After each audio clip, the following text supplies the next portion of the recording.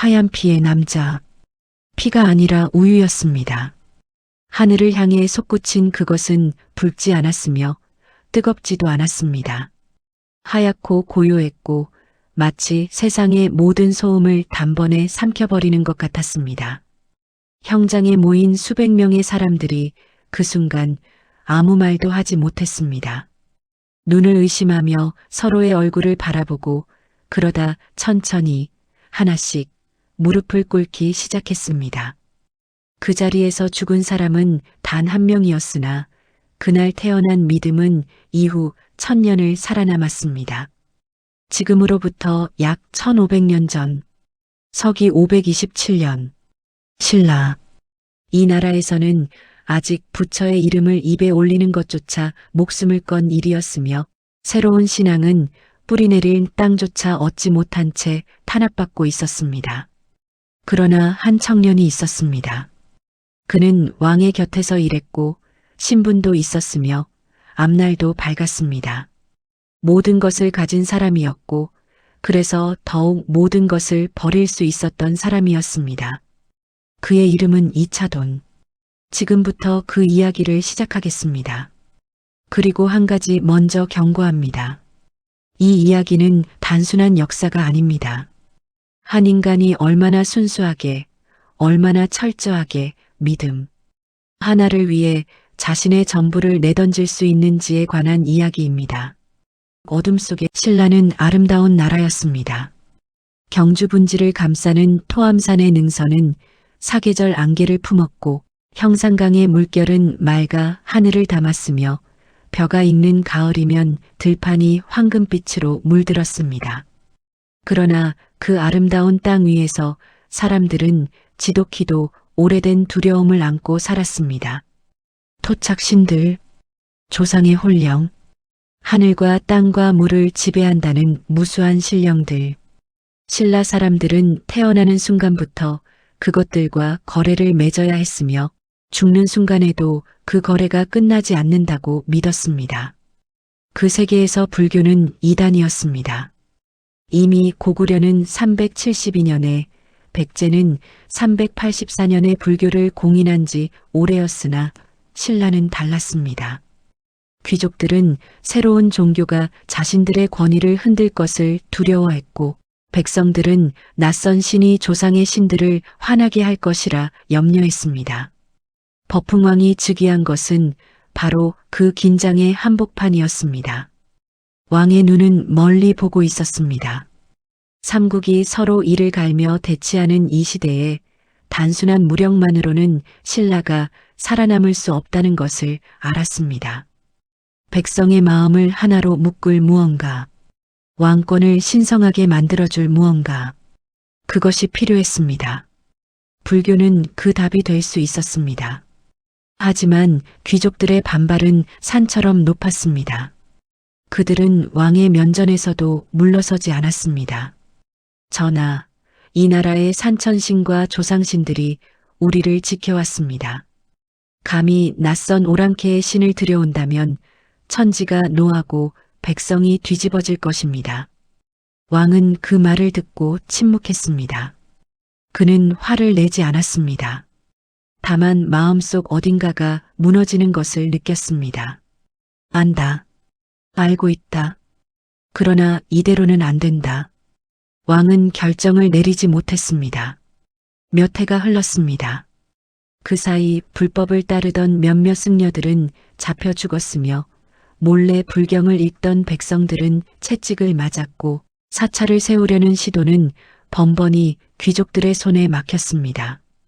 그 어둠 속에서 이차도는 왕의 곁에 있었습니다. 청년의 눈. 이차도는 귀족 가문 출신이었습니다. 정확한 기록에 따르면 그의 성은 박씨였고 아버지는 아진종이라는 인물이었으며 왕실과 먼 인척 관계에 있었다고 합니다. 왕의 근신 즉 왕을 가까이서 보자 하는 자리에 있었으니 나이에 비해 일찍 출세한 셈이었습니다. 그는 말이 없는 편이었습니다. 다른 귀족 자제들이 술자리에서 자신의 가문을 자랑하고 왕의 눈에 들기 위해 경쟁하는 동안 이차도는 한쪽 구석에 조용히 앉아 사람들을 관찰했습니다.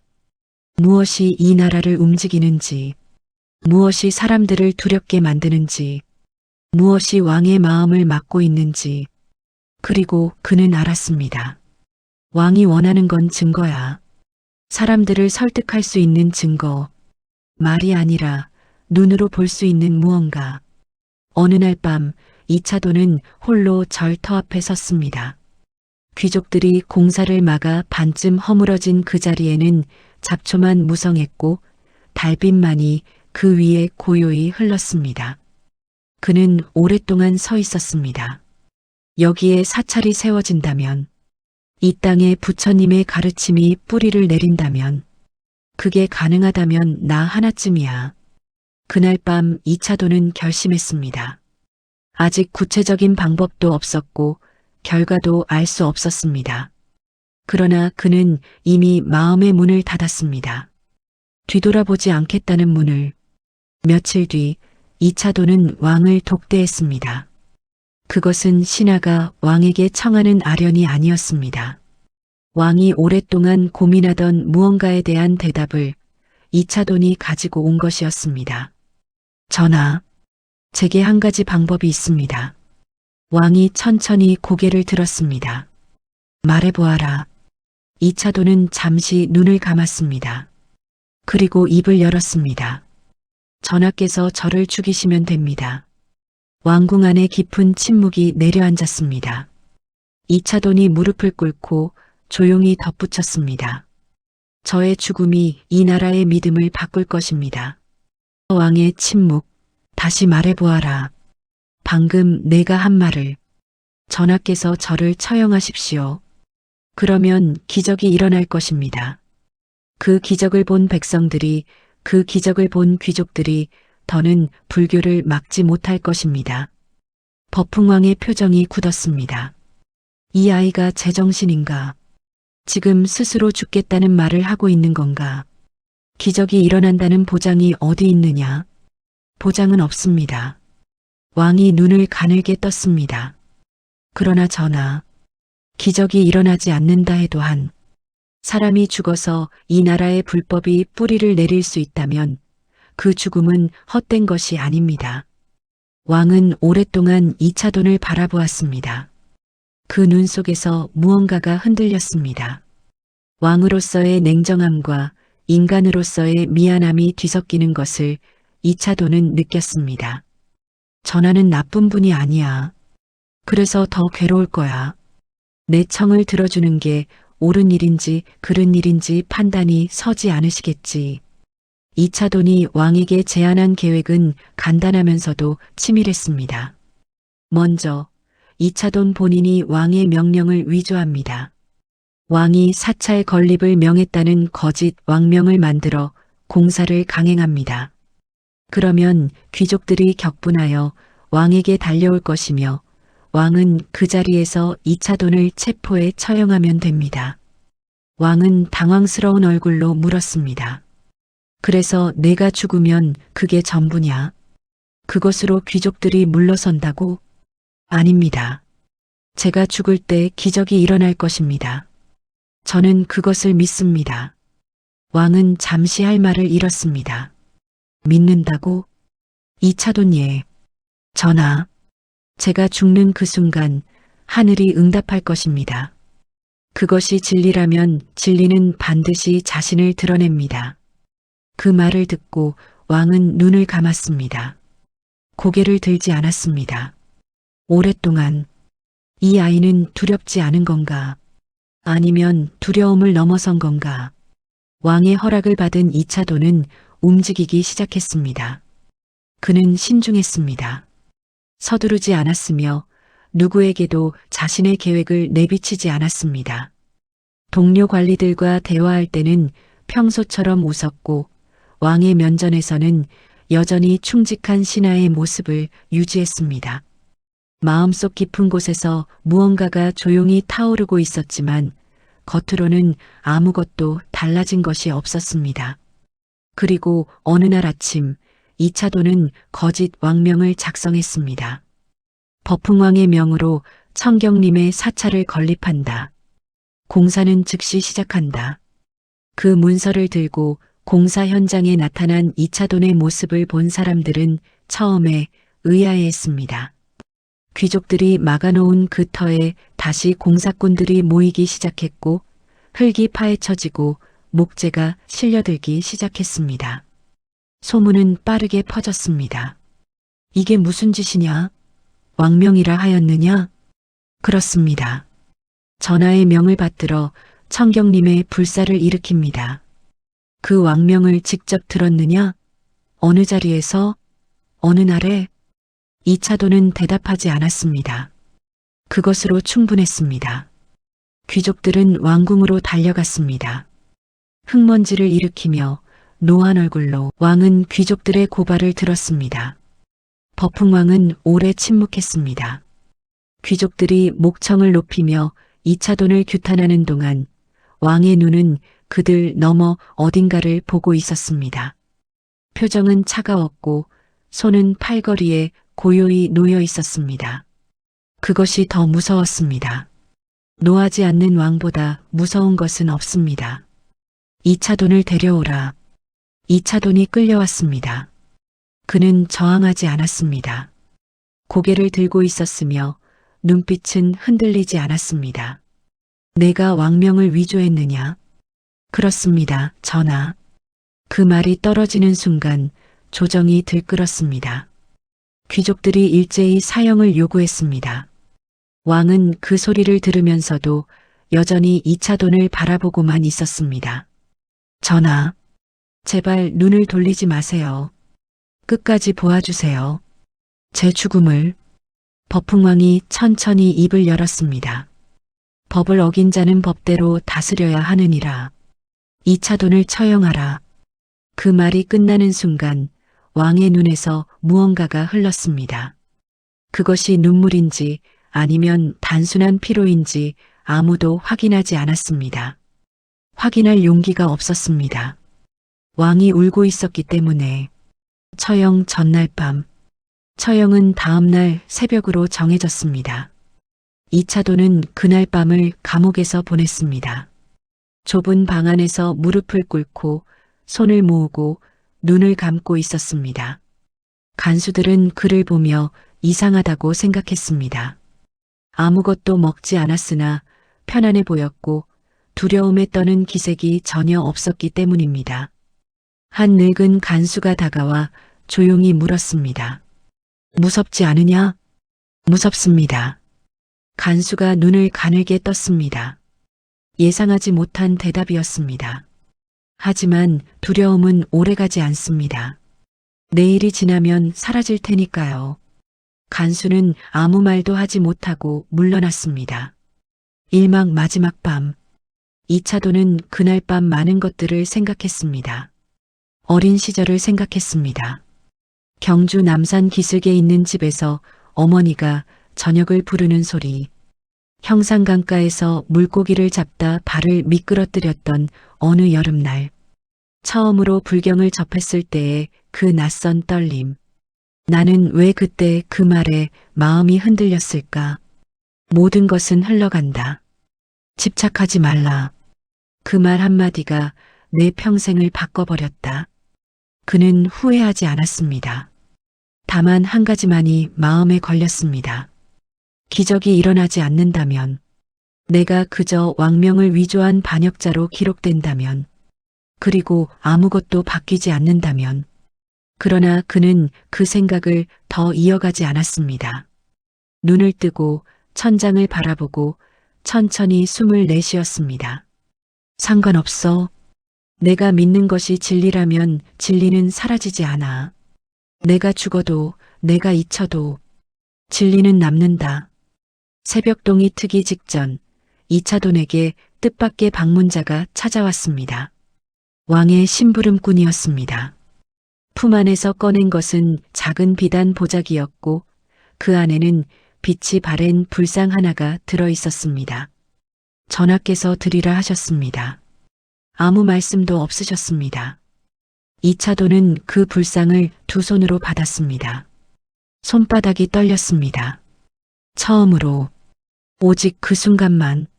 전하. 그는 불상을 가슴에 꼭 안았습니다. 그리고 다시 눈을 감았습니다. 이번에는 아무 생각도 하지 않았습니다.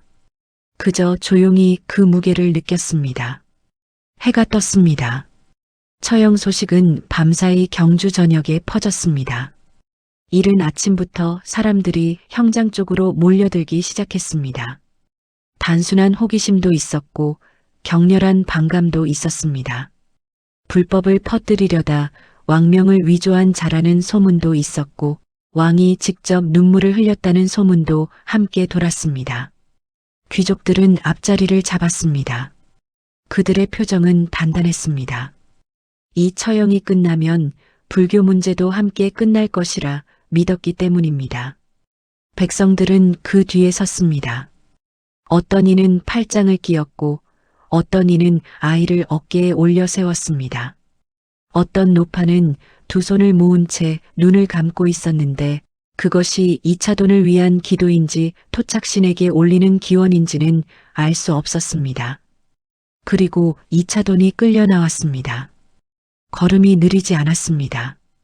이차돈이 형장에 들어서며 군중을 둘러보았습니다. 그 눈이 한 사람 한 사람에게 잠시씩 머물렀습니다. 마치 인사하듯, 마치 기억하듯. 그러다 그가 작게, 그러나 분명하게 웃었습니다. 그 미소를 본 군중은 술렁였습니다. 죽음 앞에서 웃는 사람. 대체 무엇을 보고 있길래 저 사람은 저렇게 웃는 것인가? 칼이 내려오던 순간 형장은 이상하리만치 조용했습니다. 수백 명이 모인 곳인데도 바람소리 외에는 아무것도 들리지 않았습니다. 귀족들의 수군거림도 아이들의 울음도 발걸음 소리도 이차돈이 자리에 무릎을 꿇는 순간 모두 멎어버렸습니다. 집행관이 나섰습니다. 긴 칼을 들었습니다. 그 순간 이차돈이 마지막으로 입을 열었습니다. 나는 불법을 위해 죽노라. 만약 부처님의 가르침이 진리라면 내 죽음 앞에서 하늘이 반드시 응답할 것이다.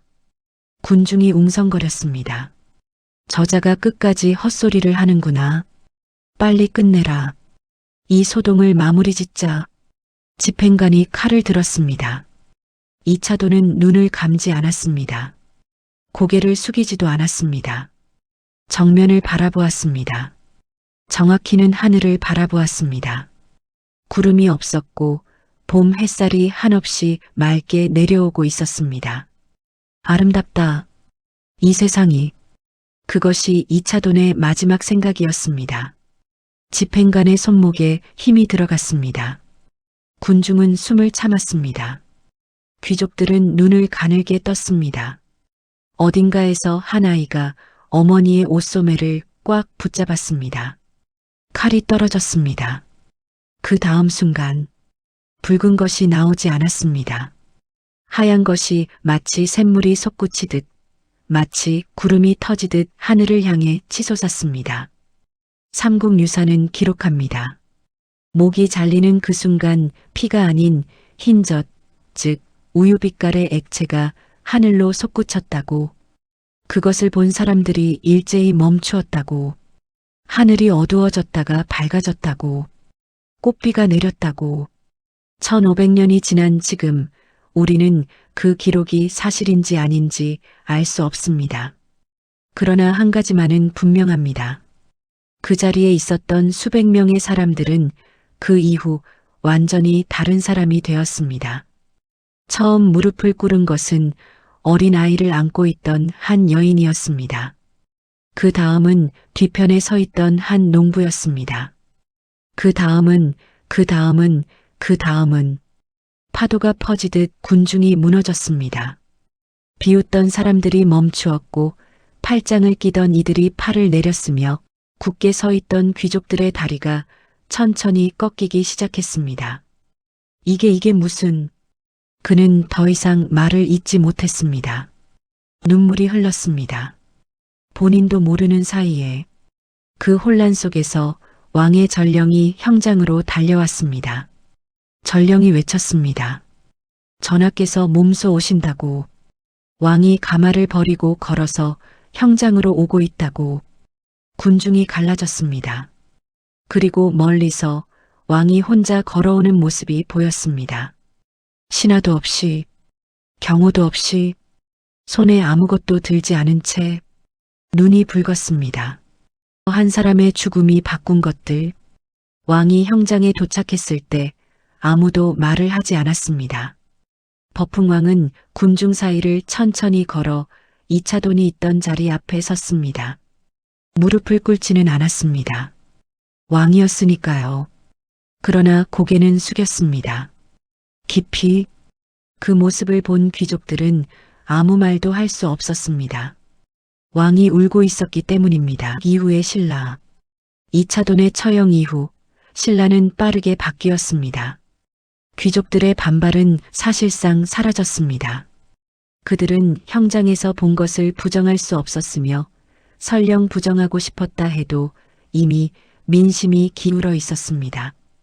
이차돈이 죽은 그 자리에서 무릎을 꿇었던 수백 명의 사람들이 경주 전역에 퍼져 자신이 본 것을 이야기했고 그 이야기가 또 다른 이야기를 낳았습니다.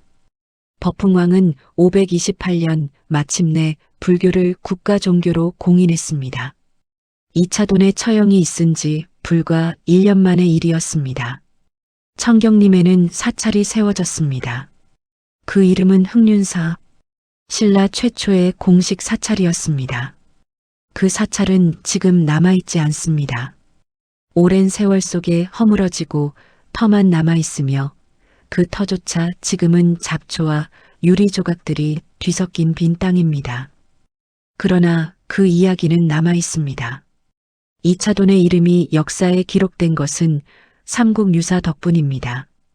고려시대 승려 이련이 집필한 삼국유사는 이차돈의 순교를 상세히 기록하고 있으며 하얀 피의 기적을 포함한 그 이야기는 오늘날까지 전해져 내려옵니다.